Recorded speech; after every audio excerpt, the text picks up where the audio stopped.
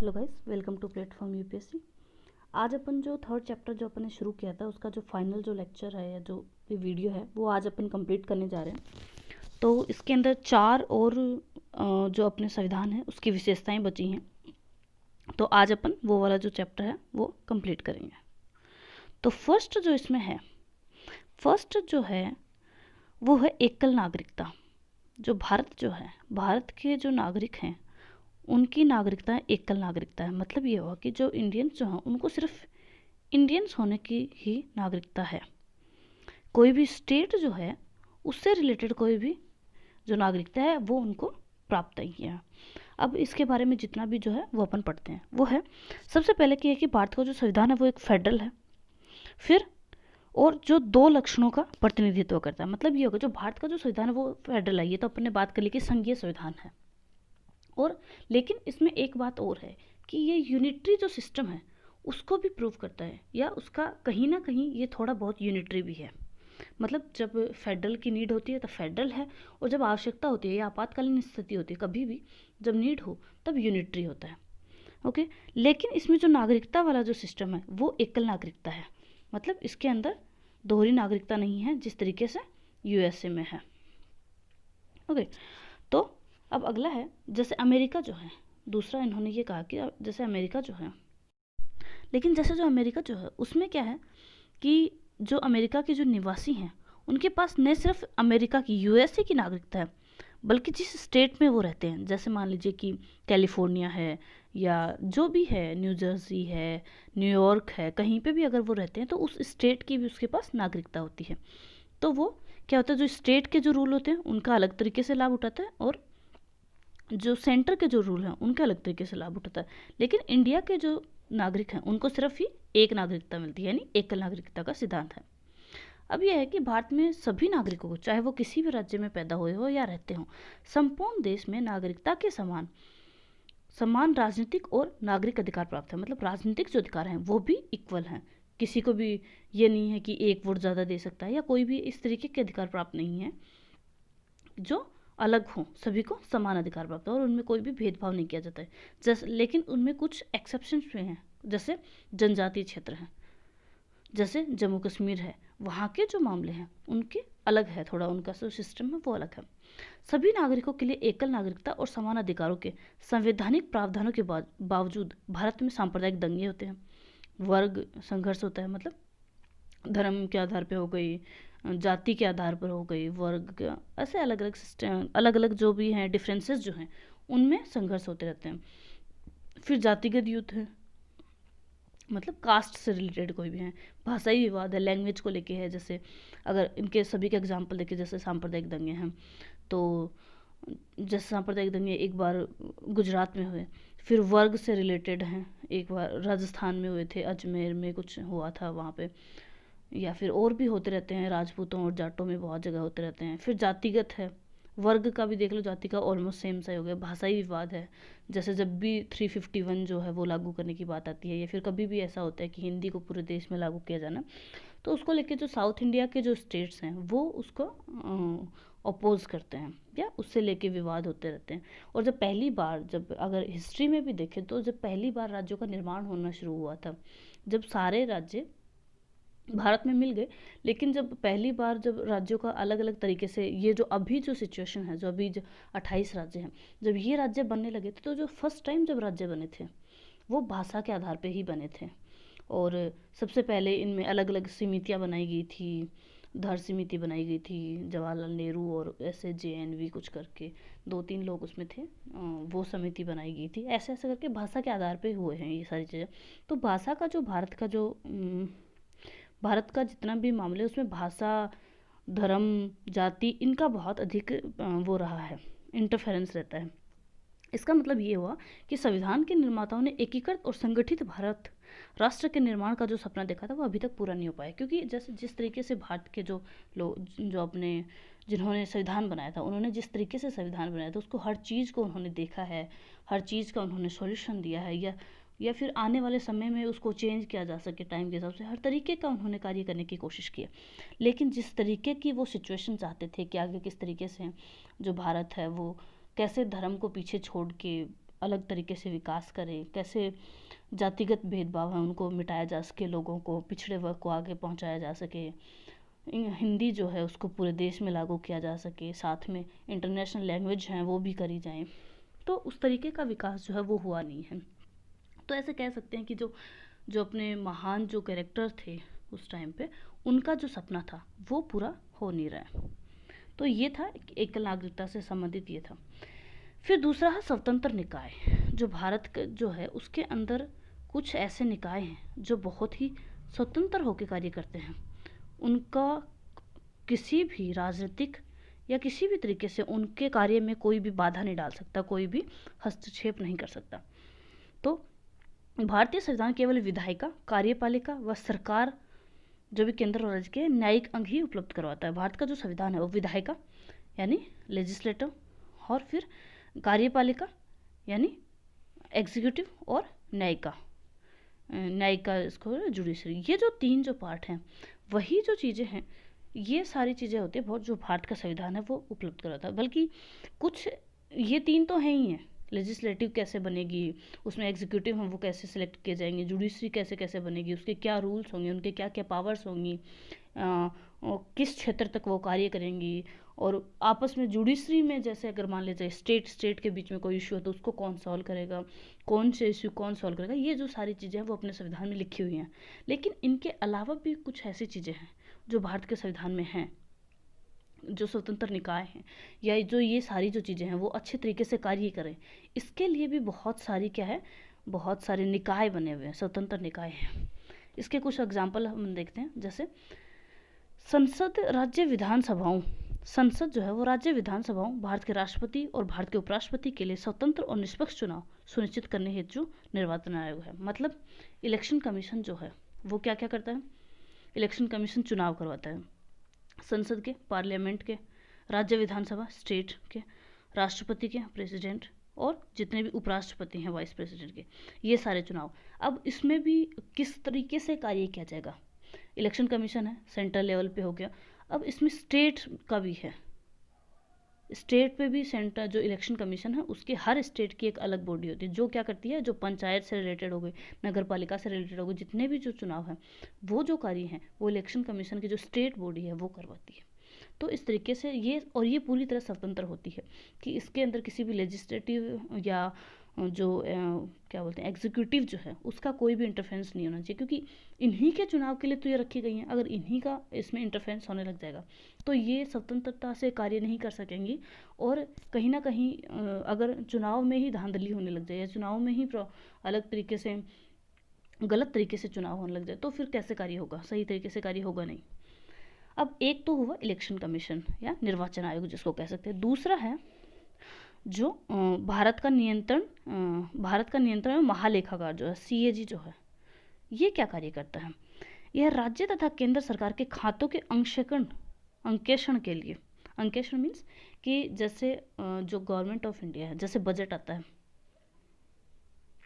जैसे बजट आया, एक बजट आता है और एक आता है इकोनॉमिक सर्वे, ठीक है।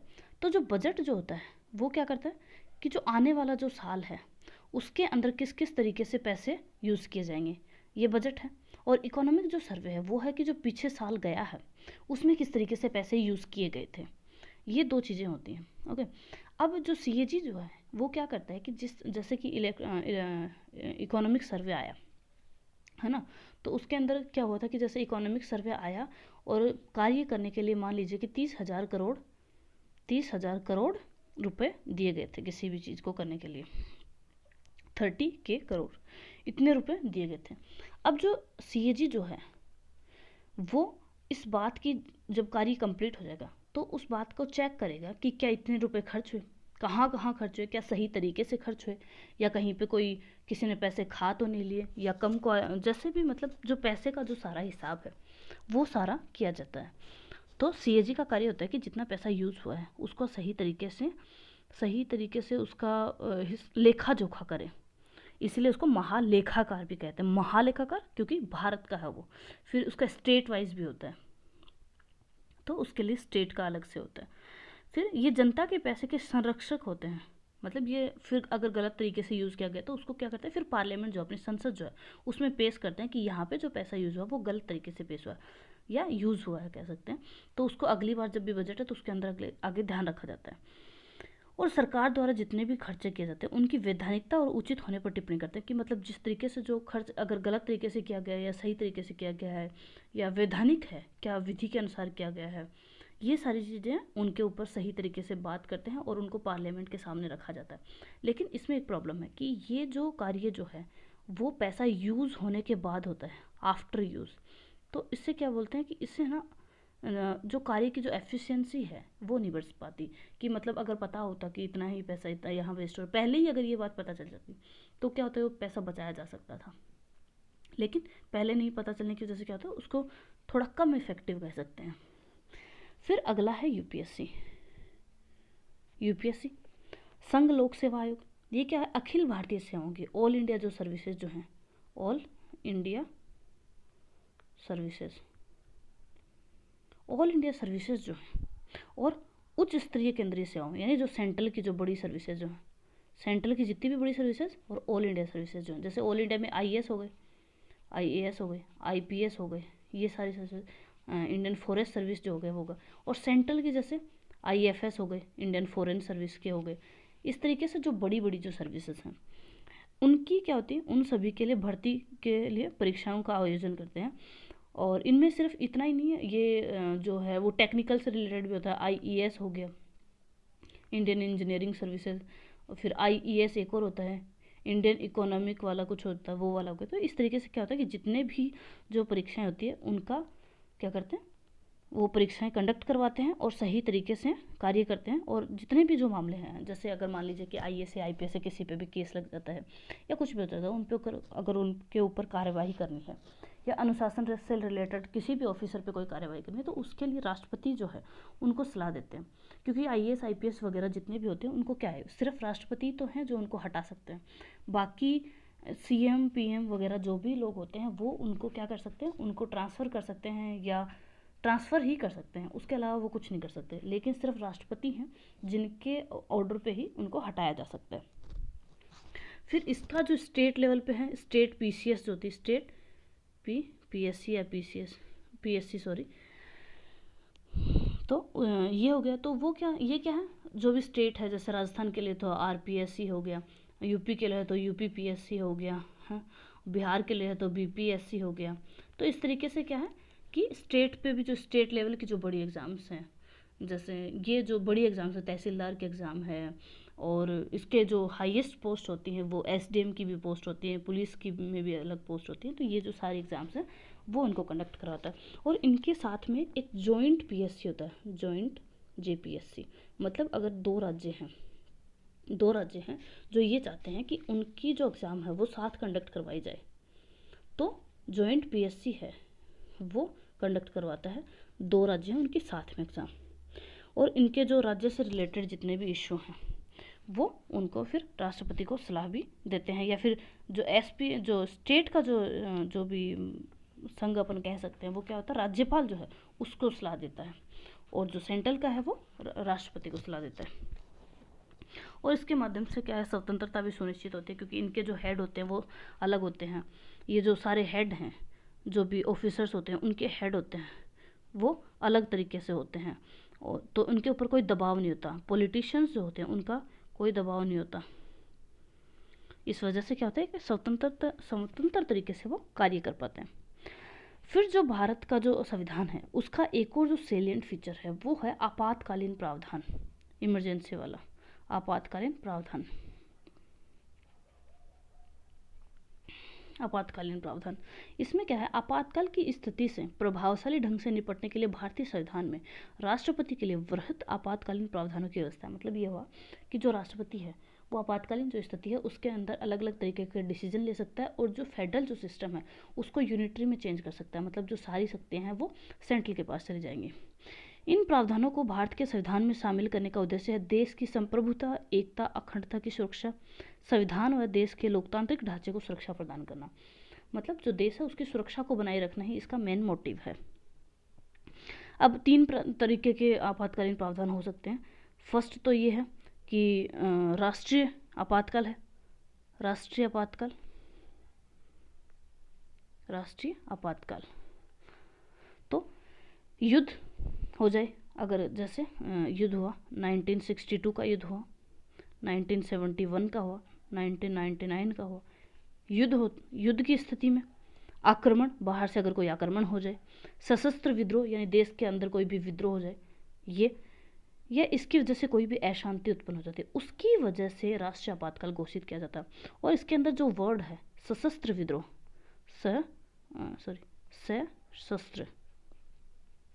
सशस्त्र विद्रोह मतलब शस्त्रों के साथ विद्रोह, मतलब हथियारों के साथ अगर देश के अंदर कहीं पे विद्रोह हो जाए तो उसको फिर घोषित कर सकते हैं।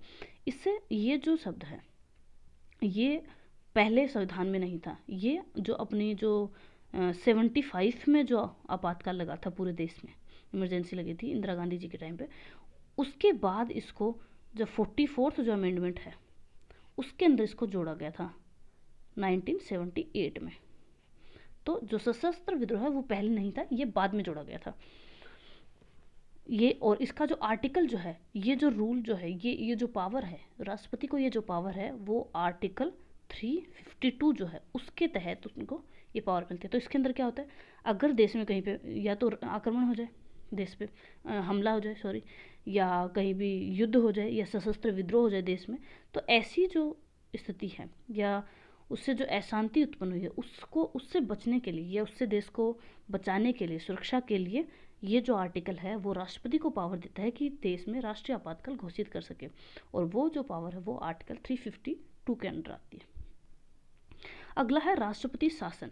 राष्ट्रीय आपातकाल 352 और राष्ट्रपति शासन, वो राज्य में जो अगर सिर्फ एक राज्य में अगर आपातकाल अपने को घोषित करना हो तो ये जो आर्टिकल है आर्टिकल 356, ये जो है इसके अंदर जो पावर है वो ये पावर देती है राष्ट्रपति को कि वो क्या कर सके, वहाँ पे राज्य में आपातकाल घोषित कर सके।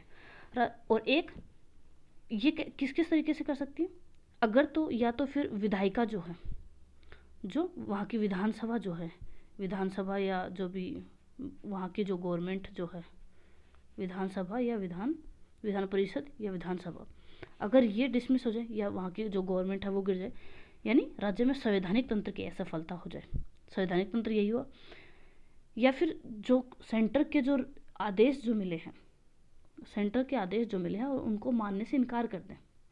तो जैसे ये हर चीज़ में लागू नहीं होता, कुछ कुछ ऐसे आदेश होते हैं जो मानना ही पड़ता है राज्य को। अगर ऐसे आदेश मानने से राज्य मना कर देता है तो ऐसी स्थिति में क्या होता है कि जो राष्ट्रपति जो है वो राज्य में आपातकाल लगा सकता है या फिर राष्ट्रपति शासन लगा सकता है। इसकी जो पावर है वो किस में है, आर्टिकल 356। इसका एक अलग से चैप्टर भी है तो उसमें एकदम डिटेल से अपन पढ़ेंगे। अब अगला है वित्तीय आपातकाल, जो फाइनेंशियल आपातकाल है, फाइनेंशियल इमरजेंसी जिसको बोलते हैं, वित्तीय आपातकाल,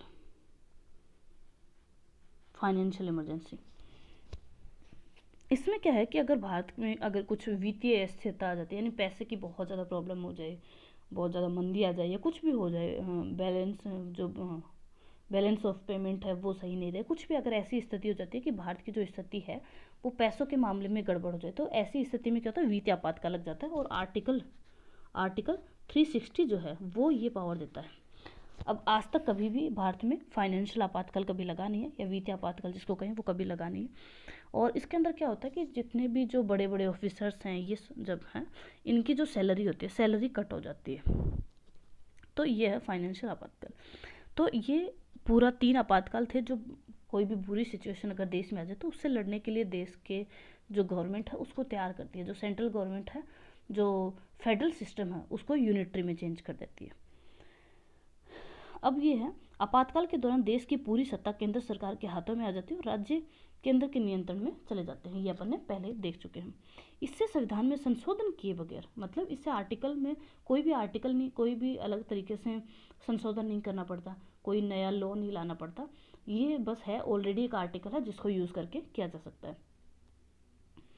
आर्टिकल या फिर संशोधन किए बगैर देश का जो ढांचा है वो फेडरल से, संघीय से क्या हो जाता है, संघीय से एकात्मक हो जाता है। तो ये चेंज आ जाते हैं। ये किस लिए हैं कि ताकि देश जो है वो सही दिशा में टाइम पे बढ़ता रहे आगे। अब है राजनीतिक तंत्र का संघीय से एकात्मक में परिवर्तन होना भारतीय संविधान की एक अद्वितीय विशेषता है। मतलब ये हो कि ऐसा किसी भी संविधान में कहीं पे भी ऐसा लिखा हुआ नहीं है, या फिर बाहर के जो देश हैं उनमें ऐसी स्थिति नहीं है। जैसे अगर अपन यूएसए में देखें तो वहाँ का संविधान बहुत ज़्यादा रिजिड है। अगर सेंटर के पास जो पावर है वो सिर्फ सेंटर के पास रहेंगे और स्टेट के पास जो पावर है वो स्टेट के पास रहेंगे। किसी भी कंडीशन में अगर कुछ भी हो जाए तो स्टेट की जो पावर है वो सेंटर के पास नहीं जा सकती, जबकि ऐसा भारत के संविधान में नहीं है। भारत का जो संविधान है वो बहुत ही फ्लेक्सिबल है। उसने अलग अलग तरीके के नए नए संविधान या जो भारत की जो स्थिति है उसको देख के अलग अलग तरीके के प्रावधान उसमें किए हैं। अब है एक और जो सैलेंट फीचर है भारत के संविधान का, वो है त्रिस्तरीय सरकार। त्रिस्तरीय सरकार। अब ये इतना मोटा मोटा लिखने के पीछे ये रीज़न है कि अभी बस थ्योरी है, ये मेन जो पॉलिटी है वो थ्योरी तो है, ऐसा तो है नहीं कि क्वेश्चन सॉल्व करके दिखाना है। तो इसलिए ठीक है कि मेन पॉइंट जो है वो सुनने पे ध्यान रखा जाए। अगर आगे पीडीएफ पढ़ी होती है या कुछ और होता है तो क्या होता है कि अपन पढ़ने पे ज़्यादा ध्यान देते हैं, सुनने पे कम ध्यान देते हैं। जो अपना जो सेंस होते हैं वो देखने में ज़्यादा बिलीव करते हैं सुनने से ज़्यादा। तो त्रिस्तरीय सरकार जो है उसमें है कि मूल रूप से अन्य संघीय संविधानों की तरह भारतीय संविधान में भी दो स्तरीय व्यवस्था थी। जैसे पहले केंद्र और राज्य सिर्फ दो ही हुआ करते थे। उसके बाद जो ये पंचायत सिस्टम है, नगर पालिका सिस्टम जो है, ये जो सिस्टम है ये बाद में आया है। और संगठन के संबंध में प्रावधान तथा केंद्र व राज्यों की शक्तियाँ अंतर्विष्ट थी। मतलब जो शक्तियाँ थी वो आपस में बटी हुई थी। बाद में वर्ष 1992 में दो प्रावधान आते हैं। कौन सा? 73वां और 74वां। दो संशोधन होते हैं। जो 73वां जो संशोधन है वो पंचायत समिति के लिए, पंचायत समितियाँ, और ये जो है वो नगर पालिका के लिए। तो 73वां और जो 74वां जो संविधान संशोधन आता है 1992 में, वो क्या होता है, क्या करता है वो, ये जो त्रिस्तरीय जो सरकार है उसकी स्थापना करता है। ये गांधी जी का भी सपना था कि जो गवर्नमेंट है वो गाँव से चलनी चाहिए, या जो भी गवर्नमेंट जो है वो लास्ट इंसान तक पहुंचनी चाहिए, उनको समझ आना चाहिए कि क्या हो रहा है, क्योंकि वहाँ की जो प्रॉब्लम है वहाँ के लोकल लोग ही समझ सकते हैं। तो ये त्रिस्तरीय जो संविधान है वो बनाया गया और जो भारत के अलावा कहीं पे भी और नहीं है। अगला ये जो है ये 1992 में हुआ और ये सबसे पहले राजस्थान में लागू हुआ था। राजस्थान में नागौर जो जिला है उसमें सबसे पहले पंचायत समिति जो थी उसका उद्घाटन किया था जवाहरलाल नेहरू ने।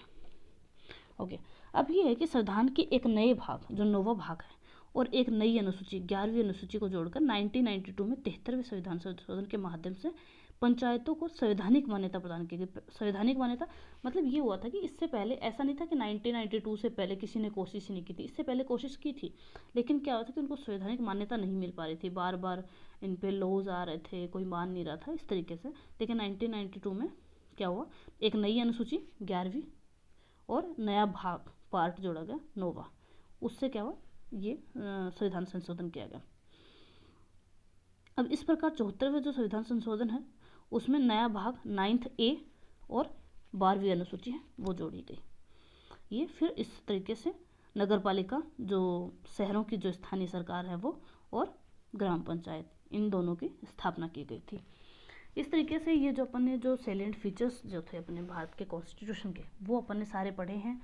16 जो सैलेंट फीचर हैं उनको अपने डिटेल में पढ़ा है। कहीं पे भी एक भी जो लाइन है वो छुटी नहीं है लक्ष्मीकांत की, हर एक लाइन को डिटेल में एक्सप्लेन किया हुआ है।